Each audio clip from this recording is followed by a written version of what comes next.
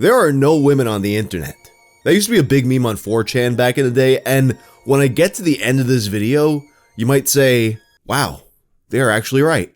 But first, let's take a look at some pictures. This is the perfect family picture. Till you see it. I don't know, it looks pretty normal to me. 2 happy parents, 1 happy kid, and 3 kids who are kind of like, eh. Oh wait, there it is. A wide-eyed, shiny gentleman, buried in the couch underneath the mom, like that one Edogawa Rampo story. Okay, how about this picture of a foggy street? You see anything out of the ordinary? Oh, there's a T-Rex lurking in the mist. That's not something you'd usually see. This format, when you see it you'll shit bricks, or mindfuck images, was a really popular image format back in the mid-2000s. A subgenre of the demotivational poster meme that had been going strong for several years, as memes did back then. It's kind of like playing a game of Where's Waldo, but with a spooky little twist. You see that caption and you know immediately that there's going to be something creepy or at least unusual going on. But it's not immediately obvious what that is. And as time went on, people would play off this expectation to misdirect you. Like you got this one where there's a red circle, but there's nothing in the circle. Then you look down and oh no, it's a demonic soy jack in the floor. And of course, there's also the ones where you think it's gonna be one of these and you're looking, and then all of a sudden a spooky face pops up, and it was a GIF the whole time. I definitely got by a few of those back in the day. Well, how about this one? Perfection. When you see it, you'll shit bricks. And it's a girl in bed in pink floral underwear. Whoa, easy there, bud. Don't go off to your bunk and start killing kittens just yet. We got a mystery to solve. What exactly are we supposed to be seeing here? The mattress tag? The flowers in the background? What if I told you? That's a dead body. Ladies and gentlemen, this is the story of Perfection Girl. This video is sponsored by Helix. Helix makes premium mattresses and bedding, custom fit to your needs, and shipped straight to your door. Everyone sleeps differently, so Helix has you take a sleep quiz to match your body type and sleep preferences. I'm a side sleeper, so Helix set me up with the Sunset mattress. The Helix lineup offers 20 unique mattresses, including their award-winning Luxe and Ultra Premium Elite collections, the Helix Plus, a mattress designed for big and tall sleepers, and the Helix Kids mattress, designed for growing bodies and endorsed by child sleep and medical experts. Helix delivers your mattress right to your door with free shipping in the US. Comes rolled up in a box, and it's easy to set up. And to make sure you love your Helix mattress, there's a 100 nights of sleep trial. You also get a 10-year warranty, as well as financing options and flexible payment plans. Also, Helix mattresses are fiberglass free. I've been sleeping on Helix mattresses for a few years now, and it's some of the best sleep I've gotten. Just go to helixsleep.com/wang and you'll get 20% off your Helix mattress as well as 2 free pillows. This was a story that I set out to cover several years ago, but at the time there just wasn't enough to it where I felt like I could make a decent video out of it. I don't know what it was that made me think about it again, but this time I found a lot more. Stuff that was previously lost to time, including the guy who most likely wrote the original copy pasta. And I also finally figured out, after almost 20 years, the actual reason that we were supposed to shit bricks about this. So for those unfamiliar with this meme, Perfection Girl was this woman who was in a series of 3 photos depicting her in bed in pink underwear. She's a good looking girl, but that in and of itself is unremarkable. You know, if I made a video that was like, okay, so there was this girl on 4chan 20 years ago, and she kind of looked good.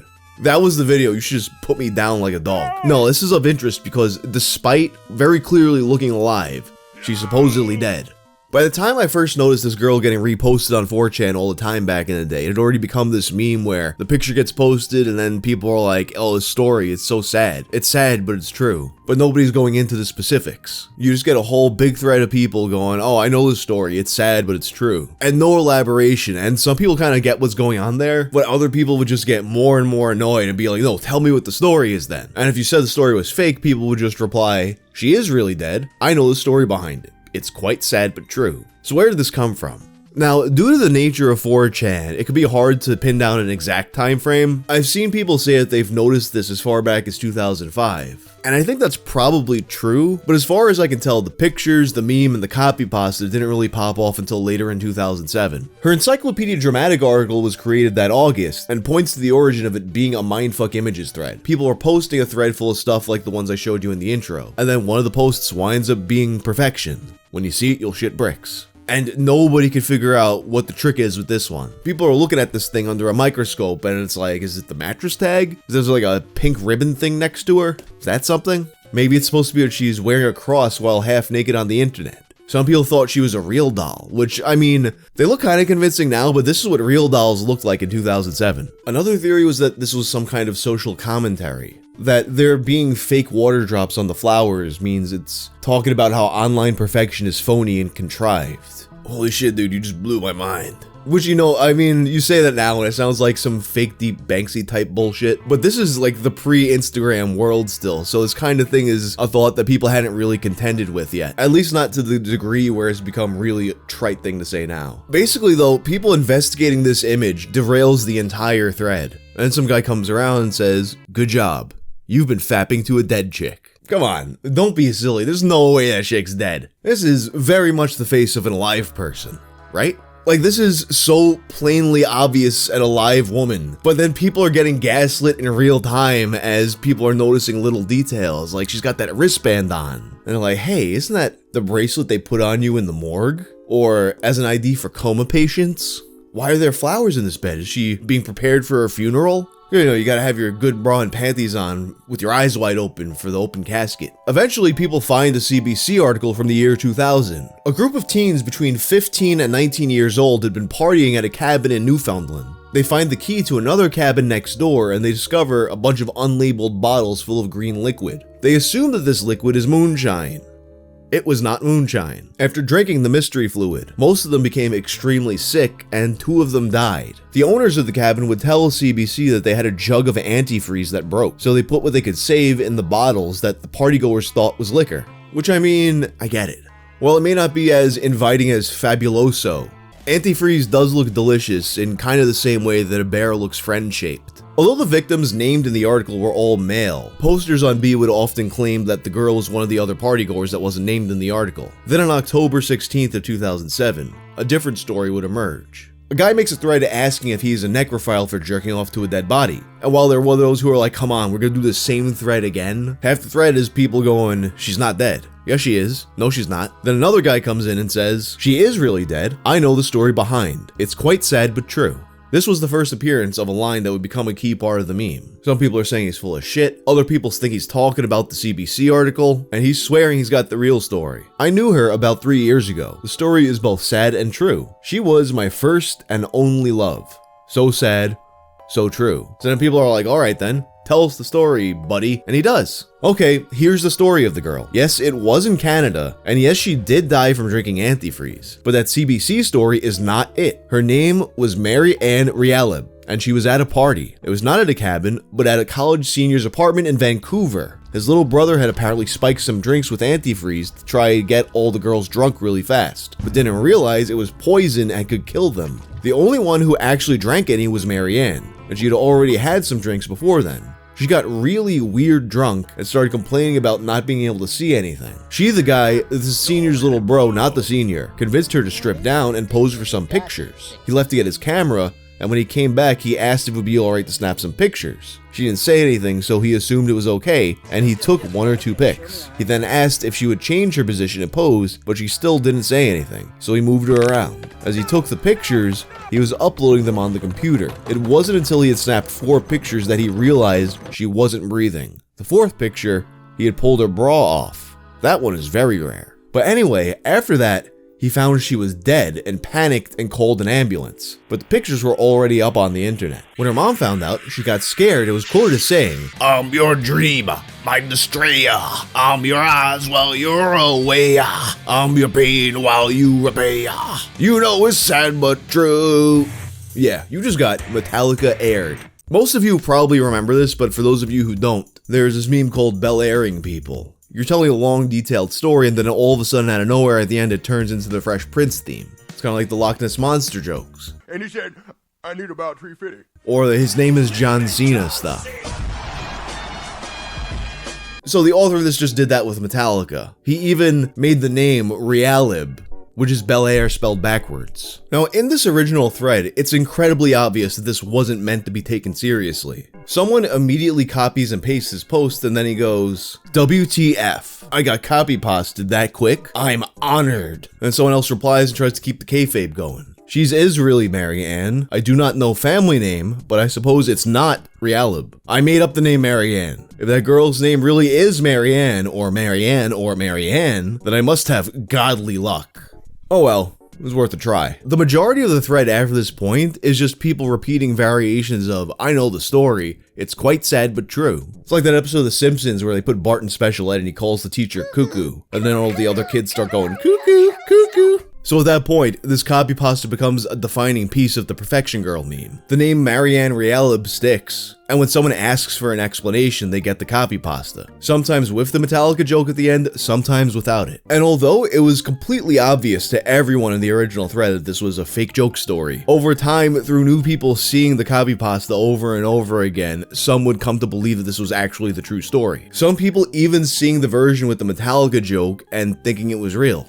So the analysis of the picture continues. Some people are saying that you can tell from the red eye in the pictures that she's alive, because that doesn't happen on dead people. Or you can look at her skin tone and tell. Or the fact that there's two other pictures in different positions. But still, some people weren't fully convinced. Dead, hands, fingers in the same position. Sick Necro took the pictures. And we all know sick Necros touch death bodies and play with them. So fixing her legs in a position or her arms isn't very hard to do. Red eyes, blood doesn't simple disappears from a body unless you cut a vein/artery, so blood will still remain in the eye, making your OMG WTF BBQ, Jesus Christ, OMG WTF BBQ. I don't think I've seen that acronym in like 10 years. OMG WTF BBQ, red eye blood camera flash theory useless. Face is in a rest position. All facial muscles are relaxed. That's what dead people do. They don't use facial muscles. And I'm not talking about the jaw muscle. I'm talking about muscles right below the skin, which give you expression. Any type of skin color chemical can be used to give dead skin a more lively look. If they set a recently dead up for display, it almost looks like he's alive. Now to me, this is still all obviously ridiculous and just jokes. But you see enough people take it seriously and you start to second guess yourself. And at the end of the day, I think this is pretty obvious, but what do I know? I'm not a doctor. You know who is though? Friend of the channel, Chubby Emu, so I asked him his opinion. The antifreeze part is kind of weird. It says she claimed she couldn't see, so he'd be looking at methanol. Ethylene glycol is the other thing in antifreeze, but that causes kidney damage, pain in the sides, and bloody urine. Both methanol and ethylene glycol by themselves aren't toxic, but rather the body breaks them down into something toxic. We know this because the antidote to both of these is the regular alcohol we drink in liquor, ethanol. Ethanol blocks both methanol and ethylene glycol from being broken down, and they're eliminated in the body as is. Methanol breathed out from the lungs and urinated out, and ethylene glycol urinated out. When the methanol starts to get broken down, there's usually a period when the person will start hyperventilating. It's pretty noticeable. This usually starts hours after the ingestion, so it takes some time and doesn't happen instantaneously. Also during this time, the person's actions should be obvious that something's wrong. Vomiting, salivating, confusion, abdominal pain, far from being able to pose perfectly for a picture. And if enough time has passed that the methanol has turned the person blind, i.e. caused permanent brain damage, they will probably still be hyperventilating up to the point where they do stop breathing in extreme poisonings. All this to say that antifreeze part might be kinda doubtful. So then someone could say she was already dead. Hard to tell from a picture because in person you'd still check breathing and circulation, things that can be done near instantly. I wouldn't take too much stock in stuff like skin complexion here, because cameras can throw off white balance, especially when room lighting and the camera's flash don't match. And it looks like the flash went off in one of the pictures. Maybe I'm just looking at the antifreeze part too closely, but she would look a lot sloppier if she really did die from antifreeze ingestion, and someone posed her for some pics. So I think that's a pretty compelling explanation as to why this is definitely not a picture of a person who died from antifreeze, and it's probably a picture of a person who is not dead in general. I also happened to find the person who most likely came up with the copy pasta. In a post back in 2018, Dolst writes, "No, seriously, I am actually the author of the Marianne Realib copy pasta. Sure, Perfection Girl was around for a while before I wrote her awful backstory. I honestly never thought it would stick around this long. Surf wisely." This post went by basically unnoticed and only got 6 likes. And of course, anyone could just say anything on Twitter. And in fact, on that note, he had actually mentioned it again, this time quoting the original fake RDM Kid post I spoke about a few months ago. And this also went by mostly unnoticed. Not sure which one had more impact, Poochie and Pansy or the Marianne Realib copy pasta.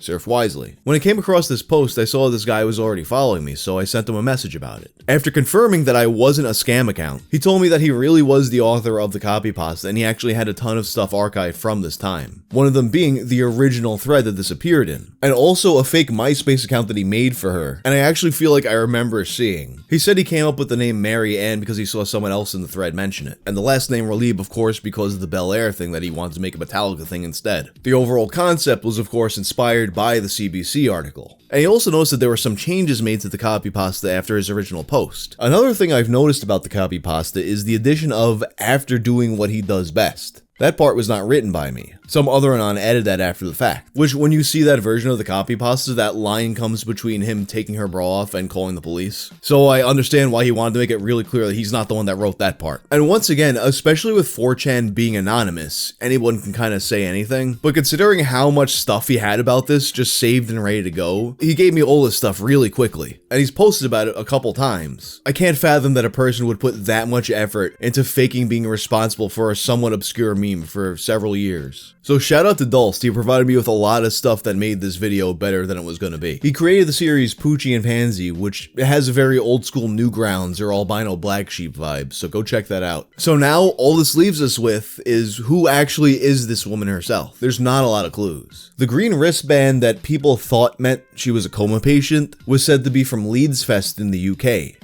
And the tag on the mattress is written in German. You can see the word Betten in there, which is German for bed. So could she be German? Did she travel to the UK from Germany to go to this festival? Or maybe she just lives somewhere completely else and went to the UK and just has German bedding. So I don't think we're ever gonna find out who this woman is unless she decides one day that she really wants people to know it's her. My gut is telling me that she's German. She looks German to me, but who knows? After almost 20 years, I finally realized why we are supposed to shit bricks about this picture. A lot of the women watching this video probably figured it out immediately. Some of you probably already typed a comment about it before you got to this part. It was so obvious, but not to me or anybody else on 4chan apparently, because we're all guys. I only ever found this out by reading the comments on shitbricks.com. It's not the flowers, it's not the mattress, but she's definitely not dead. You know how I know this? Because she's on her period. You can see her pad through her underwear. That's what we were supposed to see. Basically, this only ever became a meme because there really were no women on 4chan. Anyway, that's the story of Perfection Girl. If you like this video, check out my video on Dusty the Cat. I'm out.